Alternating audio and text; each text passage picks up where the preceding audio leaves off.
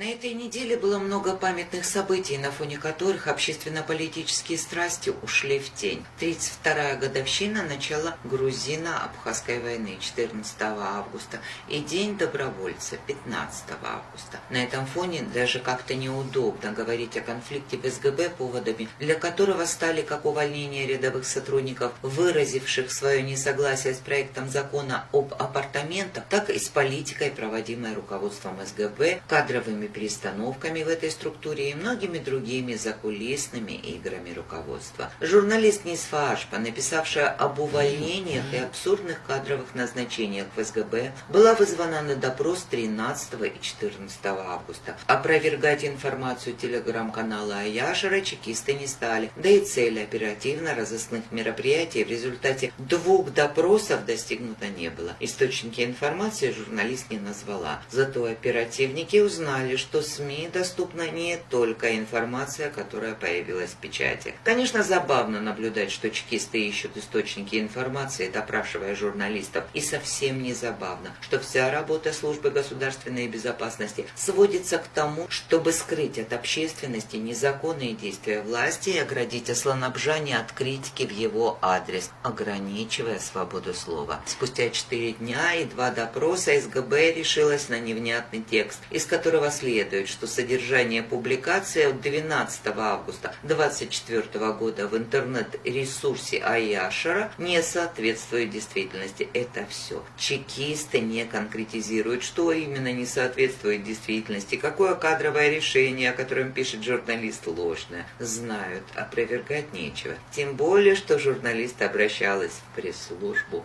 ведомства. Но так называемое информационное сообщение имеет совсем другую цель – опорочить журналиста. Текст посвящен моральному облику журналистки, которая в очередной раз пыталась выехать в Грузию и получила обоснованный отказ. Это цитаты. И это ложь, так как достоверно известно, что никакого запроса в СГБ на выезд в Грузию Нисфа Ашпа не направляла и, соответственно, не получала отказа ни мотивированного, ни немотивированного. Руководство СГБ опирается на прослушку разговоров, связанных с болезнью журналистки, которая нуждается в срочном медицинском обследовании, так как не имеет российского гражданства, не может обратиться в российские медучреждения. Дорого. Но она получала предложения, в том числе и от ближайшего окружения Аслан-Абжани и лично от заместителя председателя СГБ Лаквитава, предлагавшего ей во время допроса сделать пропуск на лечение в Грузии. От этих предложений и от предложения вброд через границу она отказалась, но, несмотря на это, заслужила приговор в предательстве и дискредитации СГБ. При Аслане-Абжани сляпанные наспех обвинения на собственных граждан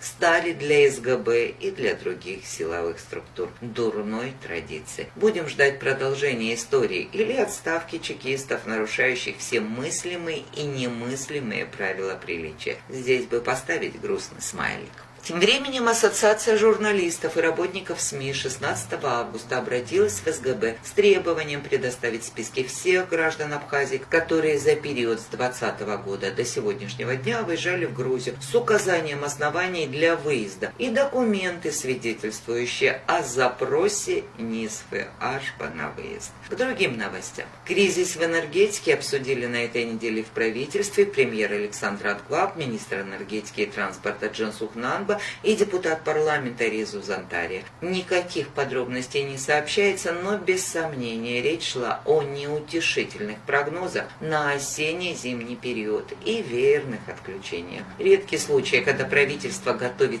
сани летом, связан с необходимостью договориться о перетоках электричества накануне президентских выборов, чтобы не вызывать дополнительного раздражения электората. Очевидно, что выборы во тьме будут плохим подспорьем для продвижения кандидатов от власти на выборах. МВД Абхазии сообщила об увольнении сотрудников ГАИ, совершивших ДТП в нетрезвом состоянии. Пользователи социальных сетей обращают внимание, что имена сотрудников ГАИ не называются, несмотря на то, что МВД заручилось согласием парламента на оглашение имен нетрезвых водителей и ежедневно выставляет их на показ. Граждане Абхазии желают, чтобы сотрудникам ГАИ тоже уже не отказывали в праве на равенство перед законом. Арбитражный суд на этой неделе вынес решение о разблокировании счетов неправительственной организации «Центр гуманитарных программ», признав действия налоговиков